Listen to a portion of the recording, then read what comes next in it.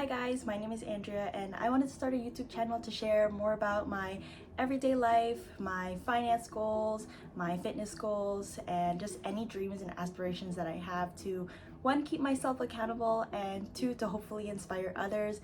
I love talking about these topics anyways with my friends. So why not try to share my ideas and my goals in order to help inspire others to hopefully achieve their goals as well. To preface this October reset, I feel like it's best to talk a little bit about the habits that I've had before this that made me want to start filming this video.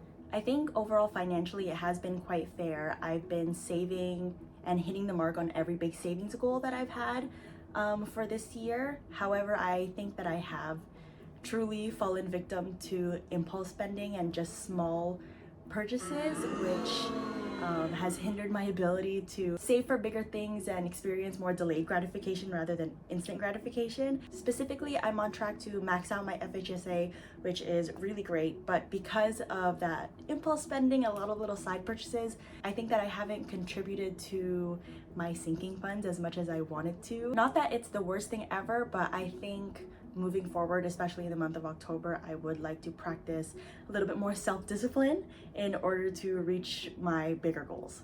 So in order to really discipline myself, especially with my spending, I decided to do a no to little spend month for the month of October. And the first time I've ever heard about a no spend month was from the creator OU Budget, who I follow on TikTok and Instagram, and I really love the idea of it. I have completed a no spend month earlier in the year, but I think I gave myself too many strict rules to follow, and it kind of made me feel miserable during the no spend month.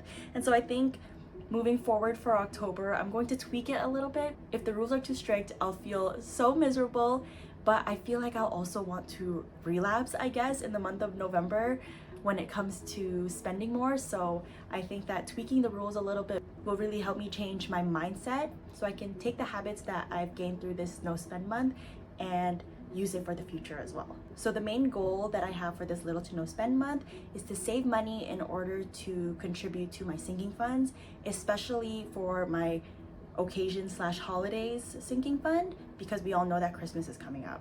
So here are my rules for my no spend month.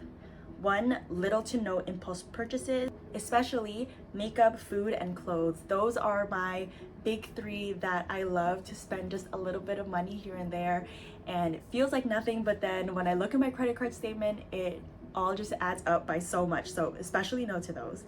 And number 2 is to pack a lunch. I am only in the office for 2 days a week, but I am so notorious for going out and getting food simply because I am lazy. I think one of the main culprits for this, and mentally why I justify it, is because I work in such a predominantly Asian area that has such cheap food, and I think that it's fine because it's only $8 here, $12 there, but then it really adds up when it's twice a week for the whole month. That's so much money that I could put towards something else. My 3rd rule is that refills on empty products are completely okay. I know that I will be running out of deodorant soon, so I'll have to buy that. I also have super curly hair, if you can't tell.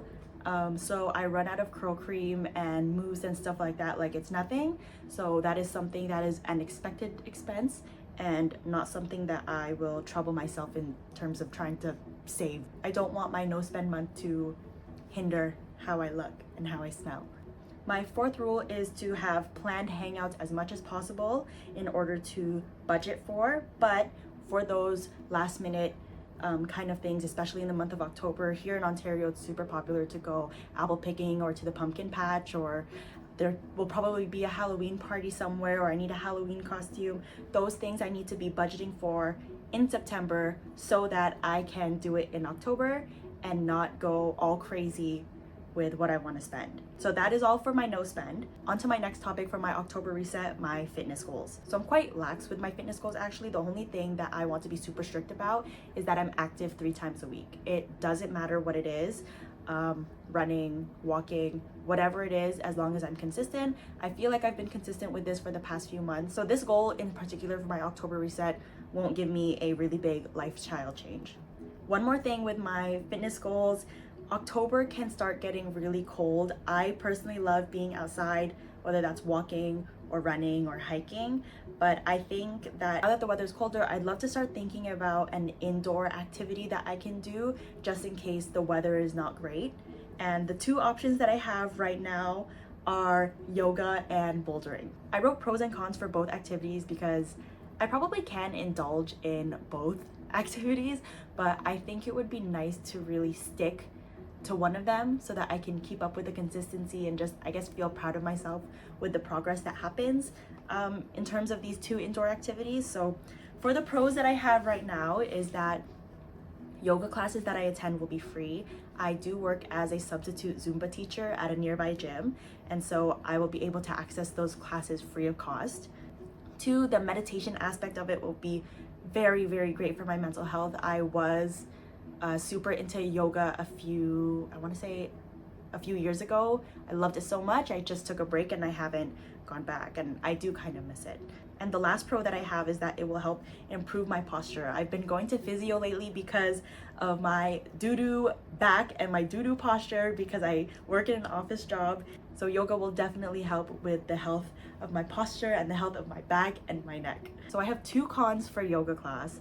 One is that the classes that I can attend at my local gym are limited only to Sunday mornings. I think it starts at 9. And then there are two during the weekdays that I can attend, but they are quite late too, from 8 to 9 p.m. So that limits the times that I can go during the week. And the last con is that I don't think I have any friends with a membership to the gym that I work at. So if I do go, I will be alone. And that kind of sucks. The next indoor activity I was exploring for the month of October is bouldering. So a few months ago, I did a 1-month trial membership at a local bouldering gym. I really liked it, but at the time, I think it was, I want to say April or May, so the weather was getting warmer and I was spending more time outside, so I didn't want to continue paying for a membership while I was outside so much. So the pros I have for this is that it will increase my upper body strength, which I would love. I am so weak with my arms. As a Zumba teacher, the class is pretty much all legs. So all the strength that I have is in my legs, nothing in my back and nothing in my arms. Another pro is that I'm not limited to specific class times to go bouldering. My boyfriend has a membership there and I have some other friends that also have a membership there. So I could boulder with them and it would be really great, especially during a no spend month. That could count as socializing for free. I wouldn't have any extra costs except for the membership fee, which leads to the cons. It is relatively expensive. I think it's somewhere like between $80 to $90 a month. It's relatively expensive, but in the grand scheme of things, I always believe that spending money on your activities and hobbies isn't wasted. Last time I had the 1-month membership, I actually took money out of my bills sinking fund. I over contribute to that anyways. I had extra money and I wasn't sure whether this would be a recurring bill for me just because it was the 1 month. So I could probably do that again for bouldering, but I am not sure. The other con that I have is related to the pro that I could do with my boyfriend and some friends, is that because I do it with my boyfriend and friends, it would probably tempt me to do more impulse spending for the sake of hanging out, getting bubble tea, going out to eat, la la la. So I think I would really have to be disciplined in that sense. The last thing that I want to talk about for my October reset is to just keep being consistent with Tagalog. I've been doing Tagalog lessons since I want to say February, and it's been really great. I have great understanding of the language, but when it comes to speaking, I just get so shy, and that's the reason why I started lessons. Previously, I was with her 3 times a week, and then during the summer, it was anywhere from 1 to 2 times a week. I do want to still continue doing that, and it's been great. However, I think that my progress hasn't been as fast as I want it to be because I haven't been self-studying enough. I specifically need to self-study a lot more grammar and a lot more vocab on my own, just because the whole conversation aspect of my tutoring is what is most valuable, I guess. And so doing the self-study on my own will really improve our conversations at a much quicker rate than what I'm doing right now. I think I'm too shy to speak Tagalog on camera. Sobrang hiya ako. So maybe that could be a goal for another month. And for my miscellaneous goals for my October reset is to sleep earlier. I really have been neglecting my sleep, so I would like to just sleep earlier and Another miscellaneous goal that I have for my October reset is to stay consistent with posting my little videos and pictures on Instagram, TikTok, and Pinterest. I really do think it's so fun, and I really need to get over my shyness. Like, literally no one cares, and if they do care, it doesn't matter. Like, literally who cares? This is so fun and I love doing it. I don't want to overwhelm myself with such big goals that I get super stressed out and anxious and then end up just freezing and not being able to do anything. I hope that these goals that I have in my October reset aren't too crazy. I really do think I can stay consistent, and that is my October reset. I hope that this video gives you inspiration to set your own goals financially and just in your everyday life. I plan on filming another video in the middle of October just to show my progress and to keep myself accountable, so hopefully you can stay in tune for that. Bye!